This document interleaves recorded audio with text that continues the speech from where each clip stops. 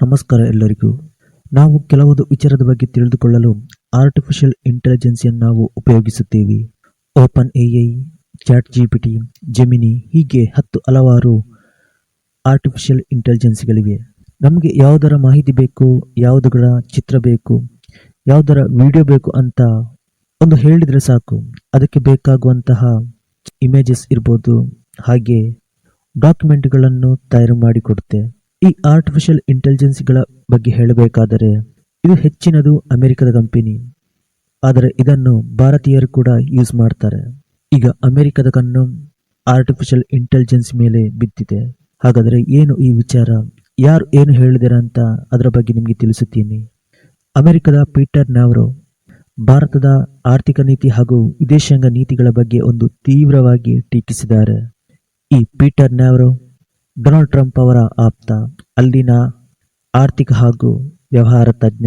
ಅದರ ಬಗ್ಗೆ ಒಂದು ಸಲಹೆ ಸೂಚನೆಗಳನ್ನು ನೀಡುವುದೇ ಇದೇ ವ್ಯಕ್ತಿ.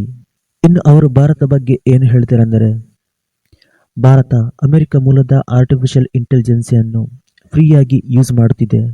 ಅವರಿಗೇಕೆ ನಾವು ಫ್ರೀಯಾಗಿ ಯೂಸ್ ಮಾಡಲು ಅವಕಾಶ ಮಾಡಿಕೊಡಬೇಕು?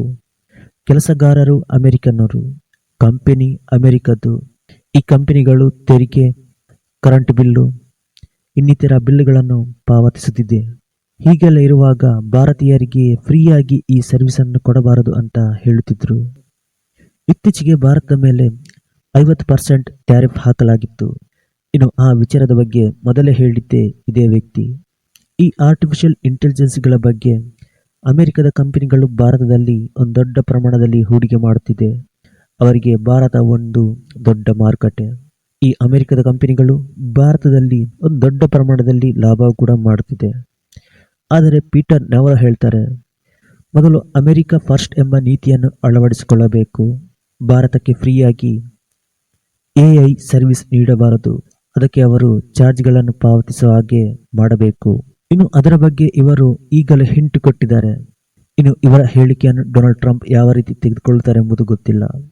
ಭಾರತದಲ್ಲಿ ಆರ್ಟಿಫಿಷಿಯಲ್ ಇಂಟೆಲಿಜೆನ್ಸಿಯನ್ನು ಫ್ರೀಯಾಗಿ ಯೂಸ್ ಮಾಡಬಹುದು, ಆದರೆ ಕೆಲವೊಂದಕ್ಕೆ ಲಿಮಿಟ್ಸ್ಗಳಿವೆ.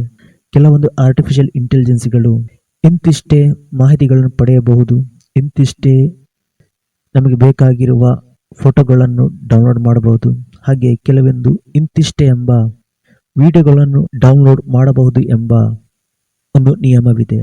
ಅದಕ್ಕಿಂತ ಹೆಚ್ಚಾಗಿ ಡೌನ್ಲೋಡ್ ಮಾಡಲು ಆಗಲ್ಲ. ನಮಗೆ ಬೇಕಾಗುವಷ್ಟು ಮಾಹಿತಿಯನ್ನು ಪಡೆಯಲು, ಫೋಟೋಗಳನ್ನು ಡೌನ್ಲೋಡ್ ಮಾಡಲು, ವಿಡಿಯೋವನ್ನು ಮಾಡಬೇಕಾದರೆ ಅದಕ್ಕೆ ತಿಂಗಳ ಸಬ್ಸ್ಕ್ರಿಪ್ಷನ್ ಪ್ಲಾನ್ ಅನ್ನು ಬಳಸಿಕೊಳ್ಳಬೇಕಾಗುತ್ತದೆ.